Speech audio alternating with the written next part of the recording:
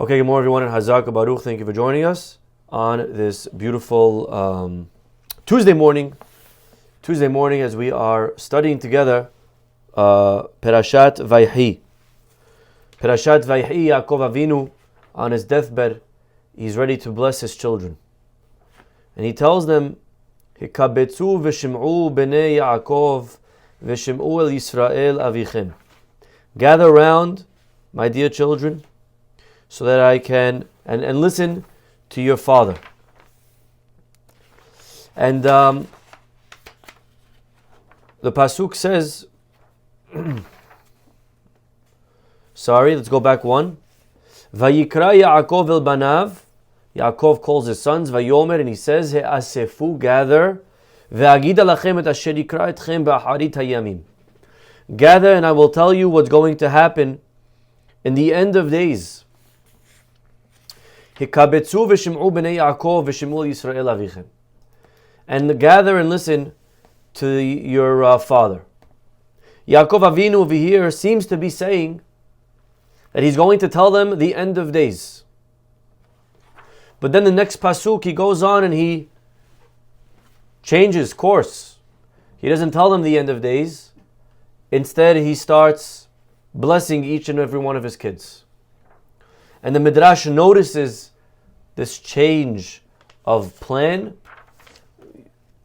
And the Midrash has the following to say, very famous Midrash, but I want to read it to you in its entirety because this is the source. Et asher yikre be'etchem be'aharit hayamim. I want to tell you what's going to happen at the end of days. Rabbanan Amri ba legalot lahem et haketz. The rabbis say that Jacob intended to reveal the end. What does the end mean? The end, the final date of Mashiach. The question that we all have, the question that I've gotten, I'm sure you've wondered, Rabbi, when's he coming? Do we know the date? What year? Will he come? Is it just a fiction?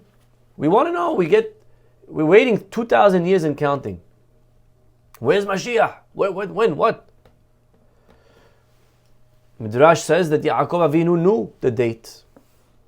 And he wanted to reveal it to us. V'nitkasa mimenu, but it became concealed. Rabbi Yehuda b'shem Rabbi Elazar bar Avina amar, Shnei b'nei Adam negna lahem haketz. There were two individuals in history who knew the date, but it became concealed from them. Yaakov Avinu, and who is the second one? Anyone know? Who is the second individual that knew when Mashiach is coming? Daniel. Yaakov and Daniel. Both ended up not being able to say. Anytime someone else asks me when Mashiach is coming, I tell them, I can't tell you. Okay? I can't tell you. If Yaakov Avinu couldn't tell you, I also can't tell you. I'm just kidding. I don't know. We don't know. We could have known. Last second, Yaakov changed his mind. Mashal, and listen to this. Mashal le'ohavo shel melech. This can be compared to a friend of a king. Shahaya nifnei min ha'olam, who was dying. V'hayu banav sovevin oto mitato. The children of this dying man were around his bed. Amar lahem, he said, Bo'u ve'agale lechem mistorin shel melech. Come, I want to reveal to you the secrets of the king. This very dear friend of the king, he had all the secrets. But then he lifted his eyes and he saw the king. Amar lahem heve zehirin b'chvodo shel melech. So he reconsidered and instead he said, be vigilant regarding the honor of the king. Kach Yaakov Avinu.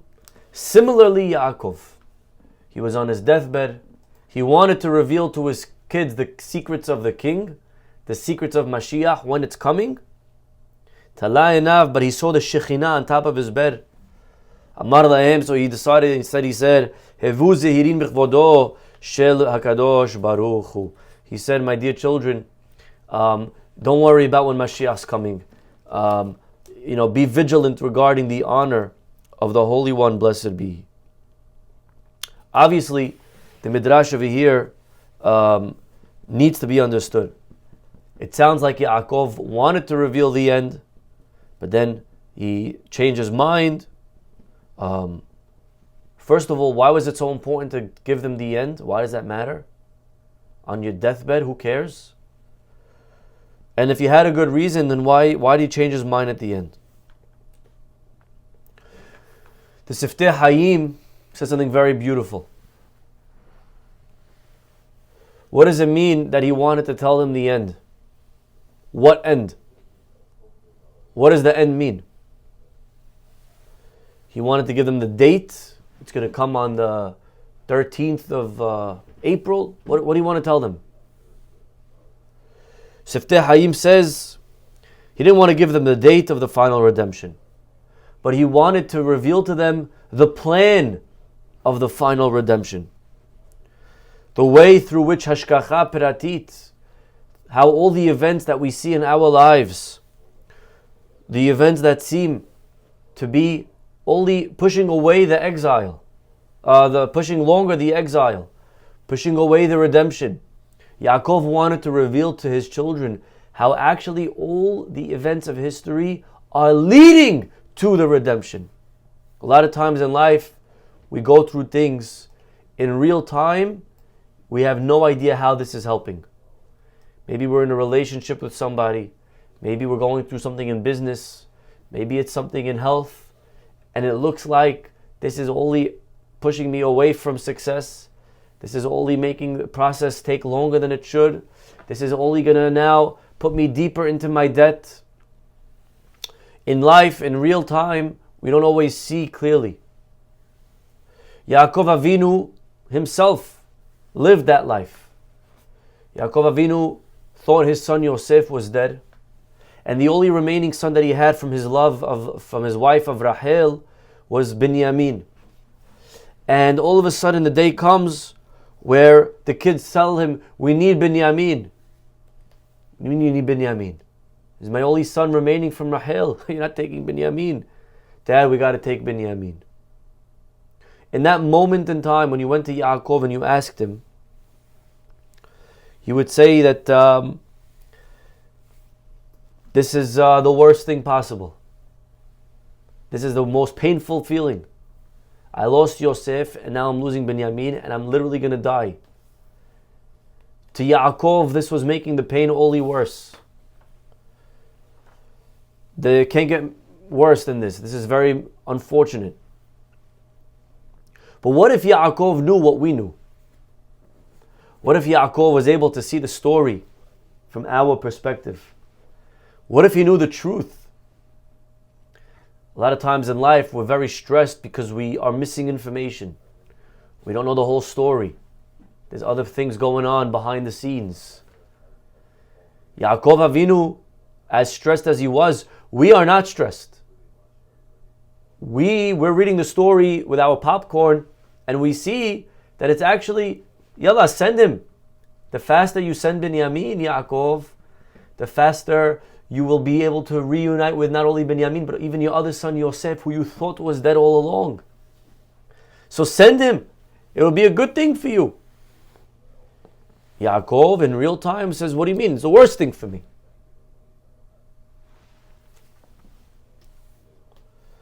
If he knew what we knew, then as painful as it would be to temporarily separate from Binyamin, it would be very, very worth it. It's a good deal. Send him Binyamin. I'll get to see my other son Yosef in just a few weeks. But Yaakov wasn't privy to that information. Yaakov had to live his life with what we call Emunah. Emunah is when we're in the dark. Same thing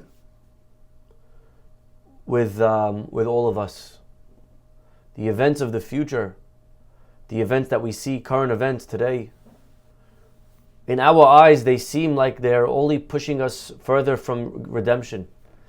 They appear as if they're only digging us deeper into the hole. But we have no idea how actually this is all, each piece, like a chess game, is helping lead to the ultimate checkmate. And sometimes it looks like there's a sacrifice Sometimes it looks like the pieces are moving in the wrong direction. Sometimes it looks like you're actually losing pieces and you're losing points. And it looks like the other guy is winning. But the Grand Master, he knows what he's doing. The Grand Master understands that this is an important move. Yes, it's a temporary sacrifice, but it's going to lead to the checkmate at the end. Yaakov Avinu witnessed this. When he finally saw his son Yosef, he said, wow, that's, oh my, and that's why, and this Shimon, and now Binyamin, and it all makes sense. I understand why 17 moves ago you sacrificed your queen. It was very important because that's what led to all of the things that you could checkmate the guy. Yaakov Avinu lived that. At the end, in one split second, it all made sense. If he only was able to see it all along. That's where commitment, that's where faith comes into the picture. Yaakov Avinu had to have the faith, confidence. That's why when Mashiach comes, Pasuk says, Az yimale sechok pinu. Then we will be filled with laughter. What is a laugh? A laugh is something that comes out when you didn't expect whatever happened to happen. When Mashiach comes, it's going to be so unexpected. We're going to be so shocked that, what? That's, oh my God, brilliant! That's genius! How that all came together. That's what's going to happen at the end of time. Azi malese chok pinu. We're all going to laugh. We're going to laugh at all of history. Somehow realizing that it was all, each one was a different move, leading in the right direction. Yaakov wanted to give his children the confidence. He wanted to show them in advance how every move in history, as painful as it may be, in the thousands of years of exile, were all part of God's plan. He wanted to share this information with us.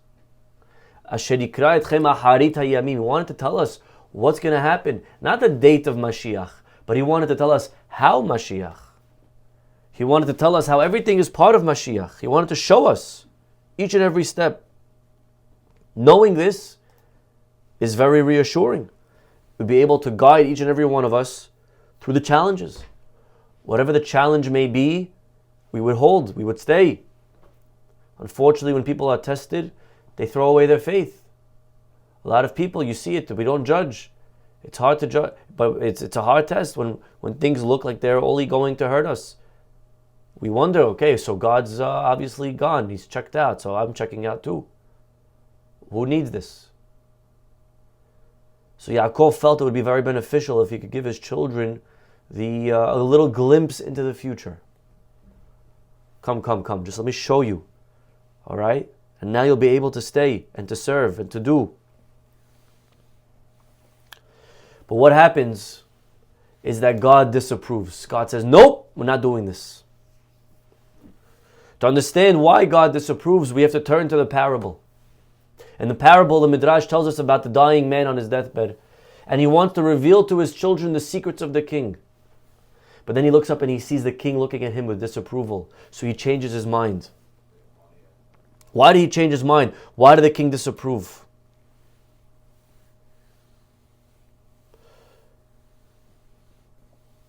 The king disapproved because the friend thought, if I could tell my kids the secrets of the king, my kids will see how much the king loves us. Those were the secrets. He's his friend. To show you how much the king values, cherishes us. And they'll be able to be loyal servants to the king. But the king disapproves because the king is teaching his friend something very, very powerful. The highest level of friendship is not when you know the secrets, but when you don't know the secrets. The highest form of commitment to somebody is when you don't understand them, but you're following them anyways. It's not when I'm with you on the same page. Emunah is not when everything makes sense. The highest level of serving God is not to follow Him in the mitzvot when everything is clear. When everything is clear, you don't need God. When everything makes sense, that's you. Makes sense. That's not emunah. Emunah is when it doesn't make sense. When it's not clear. When it looks like God's only hurting me. When it looks like everything that's happening is taking me the wrong way. I don't understand you. You don't make sense. I don't know. Something happened. Something changed. We used to be in sync. We used to be in line. Now everything's going up backwards. There comes a point in relationships when we stop understanding the other party. And that's precisely, my friends, where love comes in. That's precisely where commitment comes in. That's precisely where emunah comes in. Emunah is not when I understand you, but it's when I don't understand you. The pasuk says, "Lehagid baboker hasdecha ve'emunatecha balelot." David HaMelech says that in the boker you have to sing God's praises, but in the nighttime you have to have faith. In the morning you don't need faith. In the morning you're able to talk, you're able to see, you're able to sing. Faith is precisely when it's dark. And the mantra of the Jew has always been Na'aseh v'nishma. The Jew always knew how from day one to say Na'aseh v'nishma. I am here doing. I'm ready. I'm in. I'm married. I'm committed. Understand or don't understand, I'm here. V'nishma, hearing, listening, understanding is secondary. It's not a prerequisite. I don't need to understand you to love you. I love you, period. Na'aseh, I'm in. Sign me up. Later, if you could explain to me, I'd like to hear, but it's irrelevant. I'm here. I love you no matter what. That is the highest level that a Jew could ever reach in life. Akedat Yitzchak, Avraham Avinu reached this level. Where God says, Kachnat bincha et yichidecha asher ahavta. Take your son, your only son, the one that you love, and I want you to take that son that I promised you was going to be the father of the future of the Jewish people, and I want you to sacrifice him. I want you to end the future of the Jewish people. And Abraham in that moment froze. He's like, what are you talking about? Doesn't make any sense. Zero logic. That is the greatness of Akedat Yitzchak. It's because it made no sense. If it made sense, then what's the test? If we're only going to keep the mitzvot that are logical, then are we really serving God? Or are we really serving ourselves? If it makes sense to have a day off, then that's just serving yourself. You're serving your own logic, your own calculations. Your brain told you it makes sense, so you're doing it. Serving God is when you hit a block in the road. Serving God is when there's a mitzvah that's like, wait, 1 second, time out. That doesn't make sense to me. I don't get how doing X, Y, and Z on Shabbat, I don't get how that's rest. Perfect. That's faith. That's emunah. If we only keep the parts of Shabbat that make sense, then we're not keeping God's Shabbat. We're keeping our Shabbat.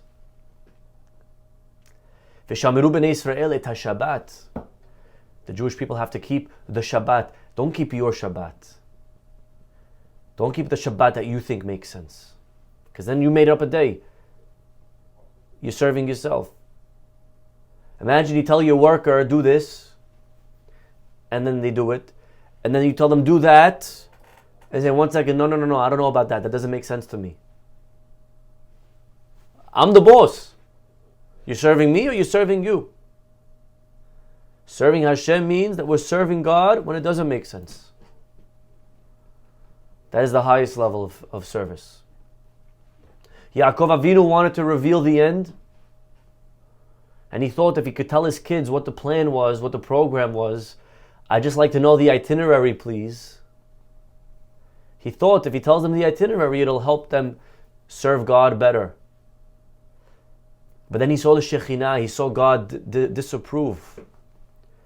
And he realized in that moment that actually what God was trying to say is that the highest level of honor that you could give God is when you don't know the itinerary. Lechtech aharai bamidbar be'eretz lo zeru'ah. The greatness of the Jewish people after Egypt was that we followed God in a desert without a plan. A man marries a woman and he says, will you marry me? And here's my 25-year plan. And I have money. And I have this, and I have that, and I have the plan, and I have a house, and I have and I have this is where we're going to live, and here's our plan. When he gives her a plan, he doesn't know yet if the reason she married him was because she loves him, or maybe she just loves the plan. Maybe she likes the plan, it's a good plan. So she married him for the plan. It's when he doesn't have a plan. So then why are you coming? I'm coming because I love you. But what if I don't get a house? It's okay, I still love you. But what if the job that I'm applying for doesn't land? What if I don't get hired? It's okay, I love you. But what if we end up not being able to go? I love you. But I love you. But what if the results of the test in the lab, they come back, God forbid, I love you. I don't need the plan, I need you. That is the highest level of love. It's serving God not because it's logical, but because we have faith. That is commitment. We all have that mitzvah in our minds that's a little bit hard to keep. It doesn't really make sense. I don't get it. That's where a Jew shows their faith, their connection to God. It's true in a marriage. Sometimes we align with our spouse. Sometimes we don't align. Sometimes we realize that we're different in how we think money should be spent, or how much money we should save. Sometimes we realize that we're very different in the approach of how we should raise our kids. Should we be firm? Should we be lenient? I was raised this way, you were raised that way. Maybe it's in how productive we are in our time. I feel like my spouse is being very lazy lately. Maybe the way we connect. I like to talk my emotions out, and the other one likes to suppress and just to cocoon. Maybe sometimes we're growing spiritually, and our spouse is not. Maybe we differ in how we should spend Shabbats, how we should spend holidays, where we should spend them. Maybe we're changing people in our health, in our habits, in our hobbies. We're very different, Rabbi. I met a couple on Shabbat some time ago, and they came to my house. I tell you something, I never saw two people more different in my life. Opposite. Vanilla and chocolate, different, very different people. Okay, and I don't mean Ashkenaz and Persian when I say vanilla and chocolate. Okay, they were very different. He was very connected, and she was very different. Very not. Telling you, like conservative and liberal, as opposite as it gets. But there was my friends I never saw in my life in these two people. It was a love I never saw. And in the dessert afterwards, he was telling me, we're very different. We're very different. Backgrounds and upbringing and everything. But the love, the commitment, always trumps. Always takes the priority. That is the key to a successful marriage. Successful any relationship. That the marriage, the relationship has to always be of utmost importance. Nothing's more important than my shalom. Nothing's more important than the love. I would like for them to start losing weight. I would like for them to start getting more religious. I would like for them to start being more productive. I would like for them to start do something with your life. I would like for that. But it's irrelevant. Na'aseh v'nishma. I love you. I don't love your plan. I don't love you because I love you. I love you and I'm committed to you. That is loyalty. Loyalty to friends. Even when we're not the same. We don't line up. Sometimes things change. But I'm there for you. I'm here. I'm committed. And that is the level that the great tzaddikim reach in Hashem. And that is the level that Yaakov Avinu ultimately realized we should reach with HaKadosh Baruch Hu. If he would have told us the plan, if he would have given us the end game, then it's not really the highest level. The Jews maybe follow, maybe there's more Jews committed, but the level of connection, of commitment, is not as powerful.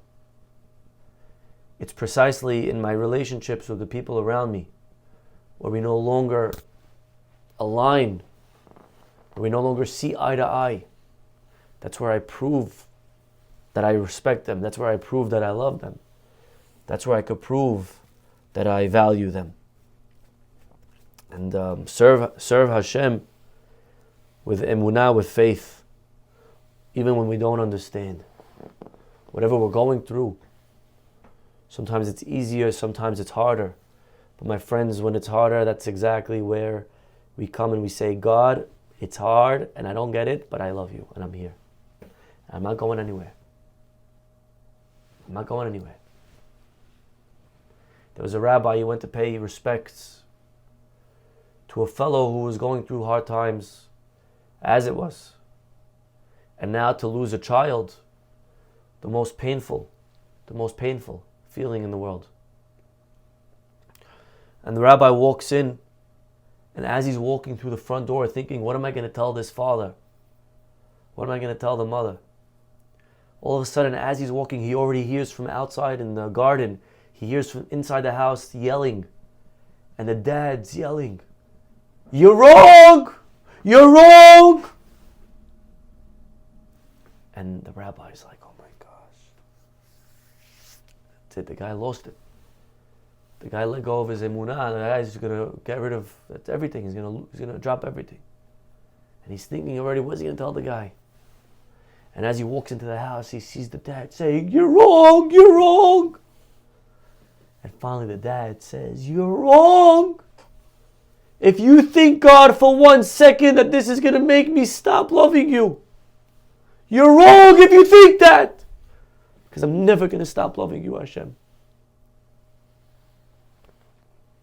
That's emunah. That is love, my friends. That's commitment. That even when it's unclear and when it's dark, you're wrong, God, I'm still going to love you forever. I'm never going to let go. And that is what we learn from Yaakov Avinu. Bekesh legalot et haketz. He wanted to tell us the end game. And then he reminds us that actually stronger than staying connected when we know is staying connected when we don't know. We should all be zocheh to have such emunah, to have such commitment, loyalty, and love. For HaKadosh Baruch Hu and for all the people around us. Amen. We'll stop over here. Have a wonderful day. And hopefully we'll see you all tomorrow. Bye-bye.